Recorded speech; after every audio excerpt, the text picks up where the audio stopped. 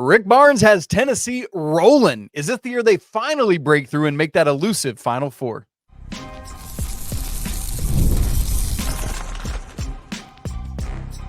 You are Locked On College Basketball, part of the Locked On Podcast Network. Your team every day. Hey there, what's up? Welcome into the Locked On College Basketball Podcast, the only daily national college hoop show out there. I'm your host, Isaac Shea, joined today by our good buddy, Leaf Tulane, and you're joining us at the place to get your college basketball content every single day. It's all part of the Locked On Podcast Network. Thanks so much for making us your first listen or watch, and I do want to remind you, you can catch every episode ad-free over at Amazon Music. Special shout out to the everydayers and all the members of the Locked On College Basketball Discord. Welcome in. Let's get into it. This episode's brought to you by FanDuel.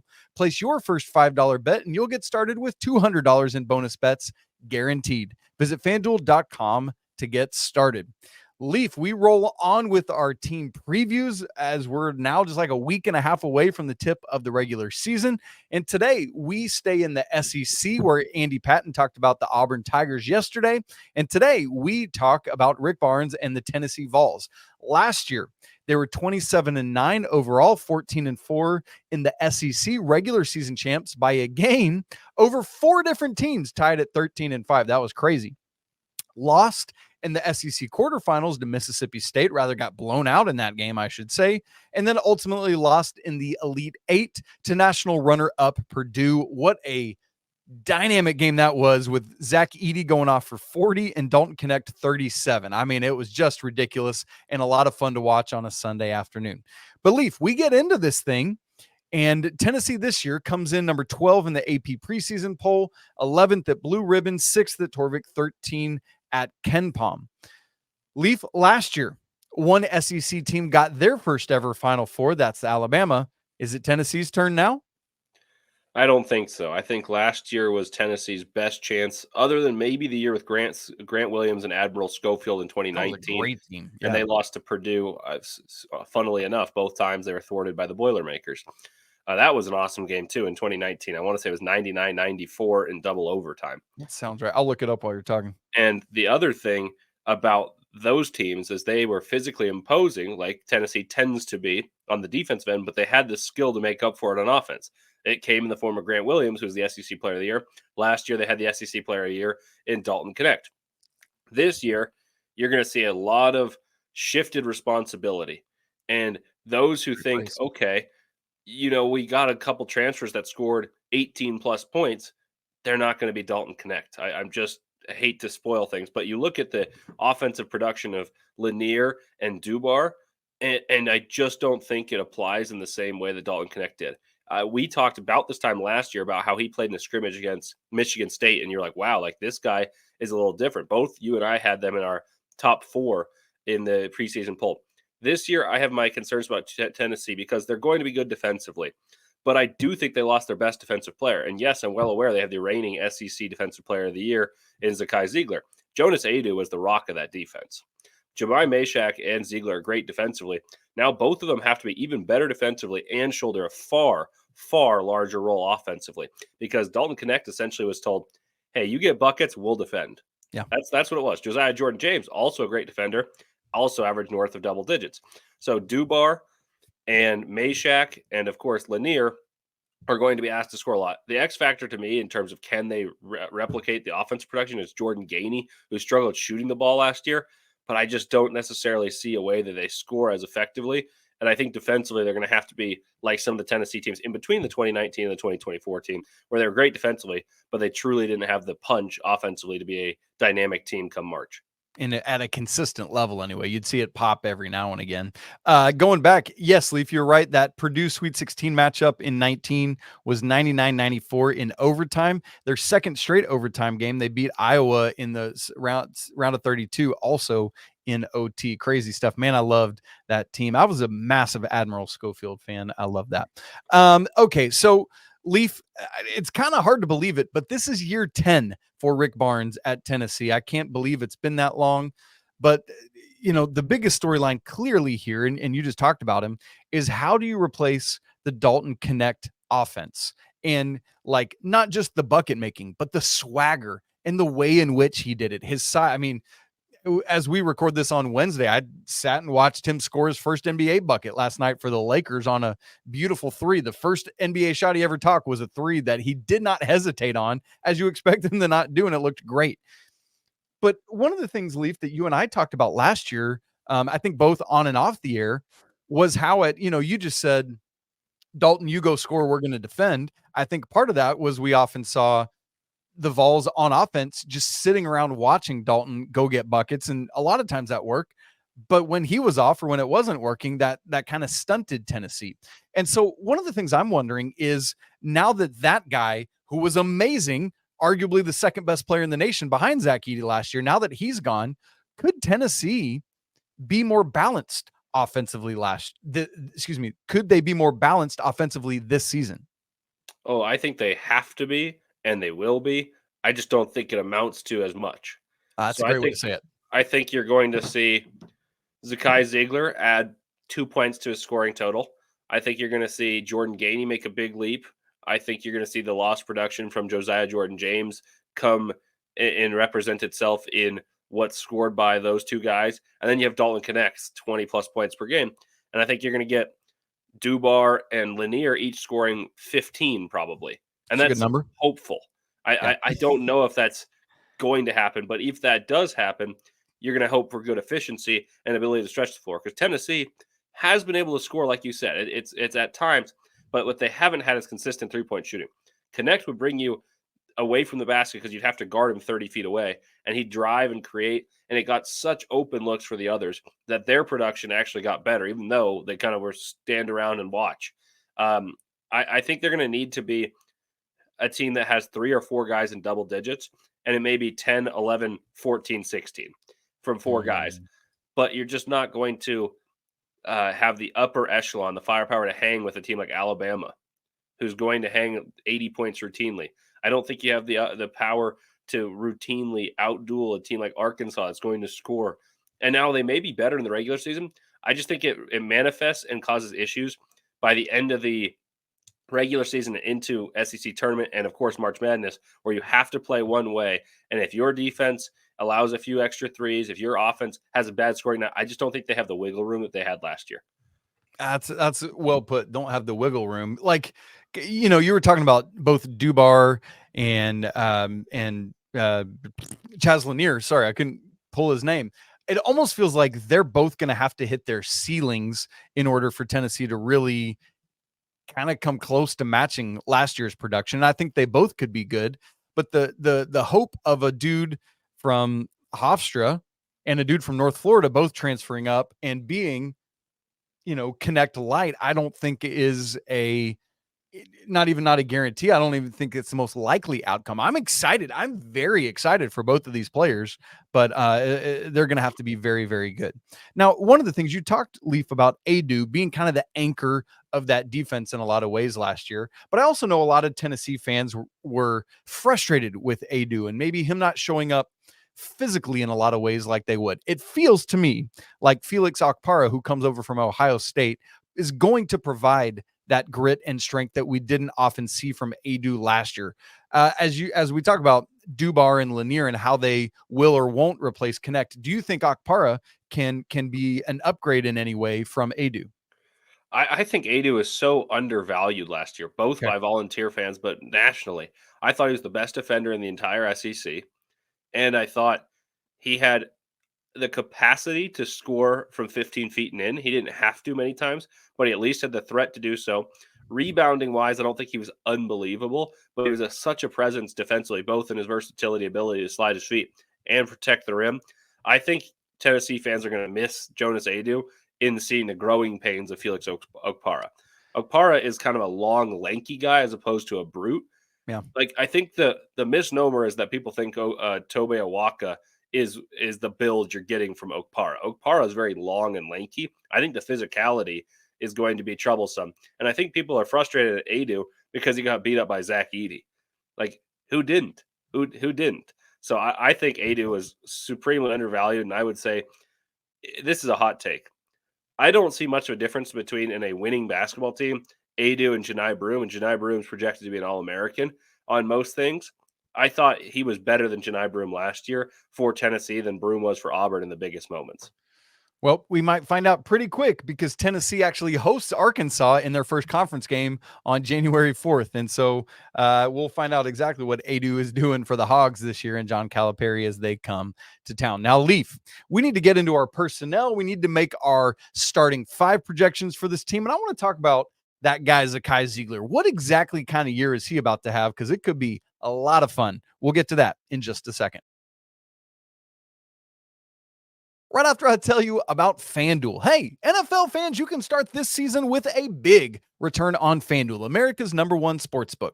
So when you get a hunch in the middle of the game, you can check out the latest stats, you can view live play-by-play, and so much more on the exact same page where you place your bets. You'll get started with $200 in bonus bets. That's guaranteed when you place your first $5 bet. Hey, we're talking Tennessee. How about some SEC regular season championship odds? Alabama and Auburn both lead the way at plus 220. Tennessee is next at plus 380, and then it falls off a cliff after that down to Arkansas at 1,500, Texas at plus 1,700, A&M at plus 1,800, and then Kentucky way down at plus 2,700, actually tied with Mississippi State. So if you believe in Mark Pope and what they're doing, maybe you want to get in on those odds or maybe so many other things, go check it all out at FanDuel.com. It's America's #1 sportsbook. Leaf, let's get into Tennessee's personnel where they do lose so many guys. Dalton Knecht, Jonas Adu, Josiah Jordan-James, Santiago Vescovi, Toby Awaka, Freddie Dilion, all these dudes. But they do return 7 players. Not in any particular order, but Cam Carr, JP Estrella, Jordan Gainey, Grant Hurst, Jemai Meshack, Cade Phillips, and of course, perhaps most importantly, second leading scorer from last year, Zakai Ziegler. Additionally, bring in some guys in the portal and the freshmen. We'll get to that in a second. But Leaf, where I want to start is while you lose Knecht, you do bring back the SEC defensive player of the year back-to-back, right? That has he won it the last 2 years, Ziegler? I think he only won it once. Okay. I'll have to go. He got hurt the year before. That's right. Yeah, that was his injured year. Last year came back, looked pretty good, but it feels to me like usually it's the year after the year that you get hurt where you're really fully back. So my question is, as you said, you think Ziegler might add 2 points a game to his total. What sort of year are we expecting from Zakai Ziegler, who I expect to be unquestioned Tennessee's leader this year? Yeah, he's a bulldog. He's a great leader. I don't think it necessarily reflects well if he adds more than 2 points per game and he's forced to score 16 points a game. Like that, you would say, wow, what a season individually. But I would think that's going to hurt Tennessee's chances of winning a lot of ball games. It's you look at DeJuan Harris, and DeJuan Harris doesn't put up the most eye-popping stats for Kansas, but I think he's able to, with his savvy, his defensive acumen, and his ability to facilitate, help Kansas a ton. I think Zakai Ziegler is a better scorer, a better shooter than DeJuan Harris, and very similar defensively. I would say they're pretty much call a spade right there. Yeah. And I think that's what you want. You want him to be hovering between 10 and 13 points, a couple assists, and that all-conference defensive ability. The question is, who is he facilitating for, and how quickly Tennessee can kind of create their hierarchy. It was very obvious last year. It was Dalton Knecht, and then it was Zeigler and Josiah Jordan-James. And then you had occasional good games from others. It's going to be Zeigler as the second option probably this year, but who presents themselves as the number one option and how well do they do it? Is it Dubar from Hofstra? Is it Lanier, which everyone assumes will be Dalton Knecht light because he scored 20 points per game at North Florida? I have my reservations there, and that's why I'm a little bit lower on the Volunteers, but I'm not necessarily low on Zakai Ziegler, even though people will get on me if they read my Twitter and say, oh, like you've been hating. You say he wasn't necessarily the best defender in the SEC. Like I said, I thought it was Adu. I thought for the past 3 years, Santiago Vescovi was the most overrated player in the country nationally because it was, how is this guy who scores 8 points a game all SEC every year? How? It makes absolutely no sense. So the year that they make it the furthest, he doesn't play. He doesn't do anything. And so then Zeigler is better than him, but I think it's similar that you get a lot of credit for the leadership when the rest of the team's excellent defensively. Ziegler is far better than Vescovi, but I need him to prove his value as not just a scorer. He needs to score 12 meaningful points per game as opposed to scoring 12 to 15 when the team is down.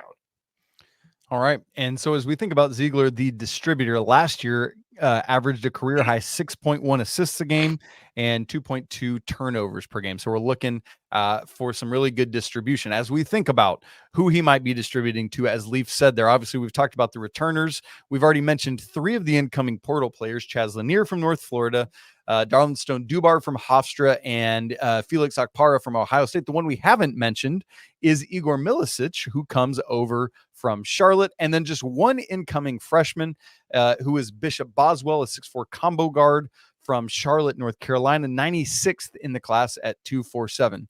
And Leaf, in this day and age, this to me is kind of the mixture that I want to see in terms of team success, bringing back a bunch of returners and then sprinkling in portal guys as needed, and a freshman. I feel like I'm typically looking for 2 to 3 freshmen who I don't have to rely on, but whom can be critical parts of what we do in the supporting role. So, let me put you on the spot to your own question there. Who is Zakai Ziegler's biggest recipient? Who is that guy who takes that mantle? If you had to call it here on, as we record Wednesday, October 23rd, who would it be? My guess is the lead scorer for the Volunteers will be Lanier. My concern is he's not very big, and I know Knecht wasn't enormous, but he was big enough to cause matchup issues. Lanier is still a guard size. He beat up, and the reason I say this is he relies on a physical game, and I thought he was the better, more imposing athlete than players he played while he played for North Florida. He's not going to be that in the SEC. So my concern for him is his isolation buckets where he gets near the paint and kind of is the stronger player are likely to be taken away. So he's going to need more finesse. I think the guy who is the biggest recipient of passes from Zakai Ziegler is going to be Dubar. And you've got to hope he shoots with the same efficiency he shot at Hofstra, because he scored 18 a game with 6 boards. And he was very able to knock down shots and able to create for others. He shot 40% from 3. I'm hoping Zakai Ziegler assists him more than perhaps Chaz Lanier, but my guess is Lanier's the leading scorer. And those guys both do have some size. Obviously, Lanier listed 6'5", 207, Dubar at 6'6", 220. But how quickly do they adjust to this high major SEC level at a night in, night out capacity? I think that's the big thing we're going to have to watch out for there. And with one of the interesting things about Lanier, obviously those 19.7 points a game last year for North Florida, but his first 3 years, 1.7 points a game, 4.5, 4.7. Last year was the outlier. Obviously, more minutes per game last year, more opportunity, but we've got to see again how that translates. So, Leaf, as we're putting together our starting 5s, who are you going with for the Vols? I'm going to go, I almost said Santiago Vescovi. Zakai Ziegler. Zakai Ziegler at the 1, Lanier at the 2, Meshack at the 3, Dubar at the 4, and Okpara at the 5. Okay. What's funny about my starting lineup is it is almost exactly the same, except I had Milicic at the 4, but I wouldn't be shocked at all about having Dubar at the 4 if his defense is up to par and what Rick Barnes demands out of his teams. Either way, we both have 3 transfers in the starting lineup, along with Zakai Ziegler and Jemai Meshack. Is there any world in which you see like a JP Estrella hopping in there sometimes over Okpara? I could see it because he's a tremendous energy guy and he knows how to play Barnes' system. I think the ceiling is higher with Okpara and his athletic ability. I would say the only way that happens is they're frustrated with the performance of Okpara defensively. Yeah. And then one other thought would be, I wonder if at some point they play 2 bigs, because some of Tennessee's teams that have been better in the past, not last year's, they played 2 bigs. Like Fulkerson played alongside Adu. John Fulkerson. Wow. You saw a lot of physical teams, and in the years where they struggled to score, they would maximize possessions. And so I think it's possible you could see Estrella play alongside Okpara should they be struggling offensively, and maybe one of those other guys, whether it's Dubar, whether it's Milicic, slides down, and then you play Meshack off the bench, something like that. I think Meshack should always start. He's very disruptive, and it's incumbent upon him to shoot better. Yeah. And then because he's a great defender. So I think that's probably how their starting lineup will be, but that's the adjustment I could see. And if they really are struggling shooting the ball, don't be surprised to see Jordan Gainey get some time, because he shot poorly percentage-wise last year, but he's the type of microwave scorer that made Tennessee dangerous, because you'd have to respect his scoring ability alongside Dalton Knecht, alongside the defensive stalwarts they had last year. So I expect Gainey to get some time. I don't think he'll be a starter, but I wouldn't be shocked if he does emerge as a starter should someone else struggle.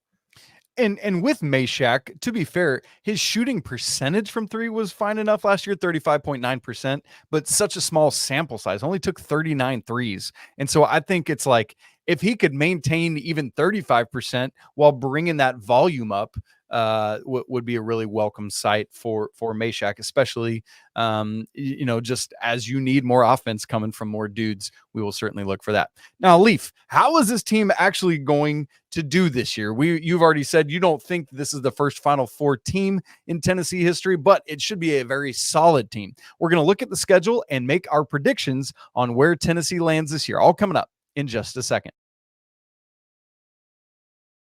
Right after I tell you about Prize Picks, the place that has made daily fantasy sports accessible to all. Literally, all you got to do is just pick more or less on at least 2 players for a shot to win up to 100 times your cash. Run your game all season long on Prize Picks. I love how simple this concept is. It takes away all the concern over complicated strategies and who do I draft and how do I do all this. I just look at, LeBron James, 2 threes. I'm just making that up. I'm going to smash more on that. Whatever it is, man. It's very quick, very simple, and you get on with your day. I also really appreciate that Prize Picks has an injury insurance policy. Nothing's worse than picking someone and then they go down on like the second play of the game. I'm petrified of that happening to me. But with Prize Picks, your lineups stay in play even if one of your players gets injured. I also like checking in on their weekly promos like Taco Tuesday, when Prize Picks discounts select player projections up to 25% to provide even more value. Leaf, I know you enjoy some Prize Picks. Give me a Prize Picks take that you've got. Well, Prize Picks, I like looking at the games for college basketball, and I like looking at 3-pointers because not a lot of teams shoot a bunch, so you find a player you like and you go for it. And then if you're looking for some futures, not always on the same thing, I have Oregon as the winner for the Big Ten.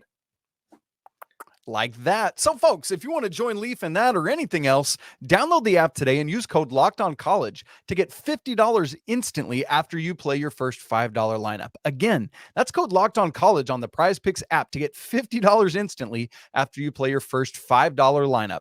Prize Picks, run your game.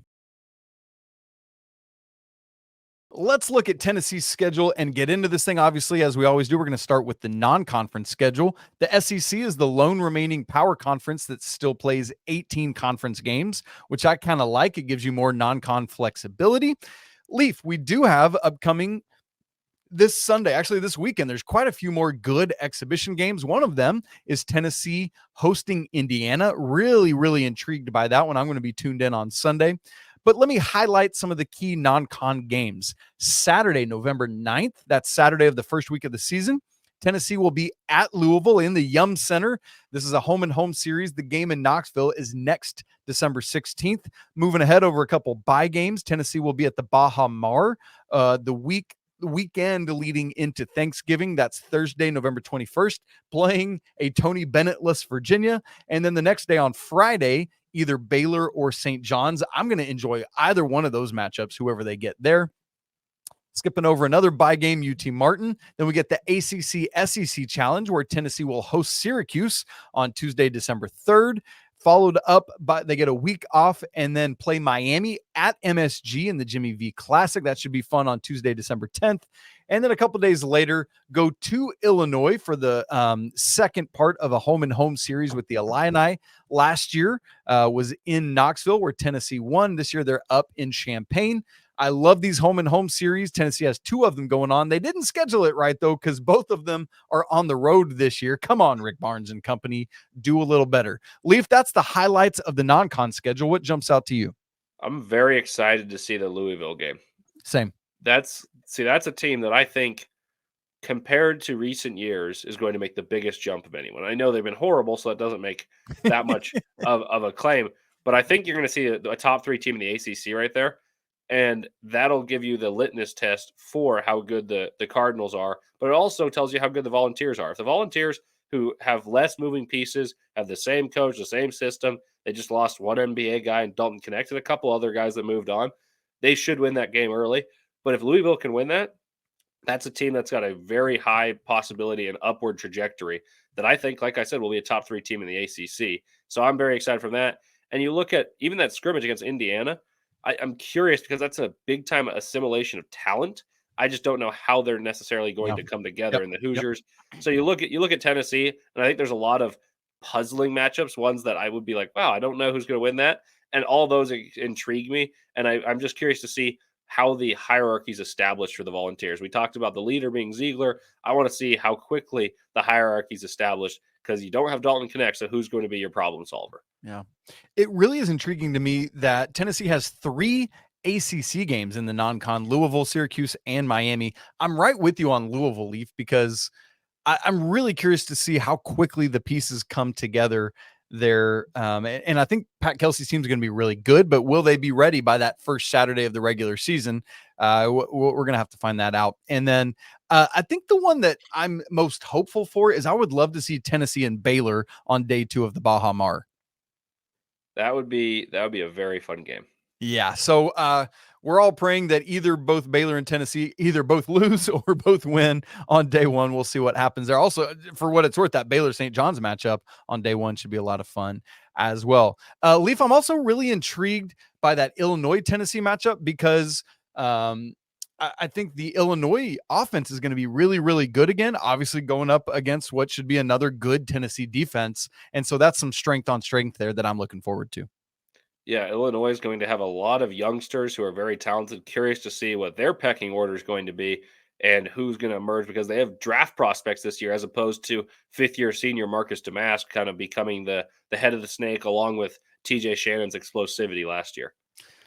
All right, as we move into thinking about conference action, Leaf already mentioned that Tennessee will host Arkansas on January 4th to kick off SEC play. That should be a lot of fun. Plays Kentucky twice this year. We'll wrap the regular season hosting South Carolina, so hopefully Tennessee can get a win there. As you look at the makeup of this SEC and everything going on, Leaf, where do you think the Volunteers wind up? I think they are probably going to be the 3rd or 4th best team in the SEC regular season. But if you were to ask me in order of who can dethrone Bama, who I have as number 1, they'd be lower on that because I don't see them with this high upside. I think they're going to be steady and they're going to be tough to beat, particularly at home. They're going to be good defensively and offensively. They'll find a way. But I don't think they have the high potential. So I would go Bama at 1, Auburn at 2, Arkansas at 3, though I think Tennessee could be better than Arkansas, but I just don't think they have as much of a chance of being a top-tier team. Tennessee at 4, Texas A&M at 5 would be my top 5 for the SEC.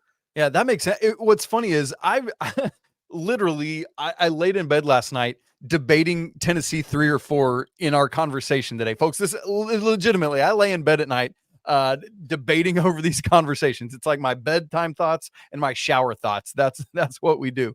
And I ultimately landed on 3 as well, Leaf. I think because of the consistency, because of the return, because of who it is that's returning, obviously the key is going to be getting Knecht's offense replaced. But the defense, the loss of Knecht is not as big a deal there, thankfully. And so I wind up 3rd as well. Leaf, what about a regular season record for these Vols? 31 regular season games. Where are you going? Ooh, that is a difficult question. So that non-conference is at least solid, but I do think they'll end up winning against a couple of those teams that have less certainty of their pecking order. And then the SEC, I think 12 teams can make it from the SEC. So you're not going to have a great SEC record. So I'm going to go slightly above 500 in SEC play. I'll go. Are they playing 18 or 20 this year? 18. 18. Okay. So that's important to note. I'll go that they are 11-7 in SEC play. And then I'll go the rest of those games. You're going to have 13, and I'll go 9-4. Okay. So I think it's pretty low, though. That's 20-11 regular season. That's pretty low. I think they're going to have to get a few more. So I'll move that up. I think they'll do a little better in non-conference. I'll go 22 wins. You know what's funny? I have Tennessee 11-7 in the SEC, just like you, and 11-2 in non-con play. So that puts us actually, after you redid everything, we have the exact same regular season record for the Vols, 22-9. So guaranteed to be wrong, since that's where we both landed. Well, not always. Sometimes my bold predictions before the season are That's fair. spectacular, and That's sometimes fair. they fail horribly. But Well, let's make one more prediction. Leaf, what seed do you see Tennessee getting in the NCAA tournament, and how far are they going to make it? I'm going to go as a 4 or a 5 seed, and they're going to lose in the second round. Okay, I have a 4 seed losing in the Sweet 16. So, unfortunately, Vols, I would love to get your team their first ever Final Four, but neither Leaf or I see it this year. Of course, though, when we least expect it in the year after Dalton Knecht, that's when it's going to happen because that's what sports does to us. So make sure to come back and find us when that happens. Leaf, anything else on Tennessee as we get out of here? No, that's about it. I'm excited to see them. That's one of the teams every year that I know is going to play a tough non-conference, and I love seeing them early in the season. And of course, the SEC this year is going to be a gauntlet. So don't be too disparaged and bothered by 11-7 prediction. That's still pretty good, to be honest. That's very well said because the SEC is now getting into that territory where we've heightened the Big 12 in recent years. And the SEC, you can go 11-7 and maybe have a worse, like have a better seed in the NCAA tournament than you do in the SEC tournament. Like that's a legitimate possibility. So don't be discouraged if that is a reality, but it means you really want to take care of this non-con slate. A Rick Barnes team is always going to play tough, not just a tough schedule, but play tough. And I'm excited to see that yet again. All right, guys, for Leaf Tulane, I'm Isaac Shea. Thank you so much for joining us here on the show today. Make sure to subscribe if you haven't already done so on both video and audio.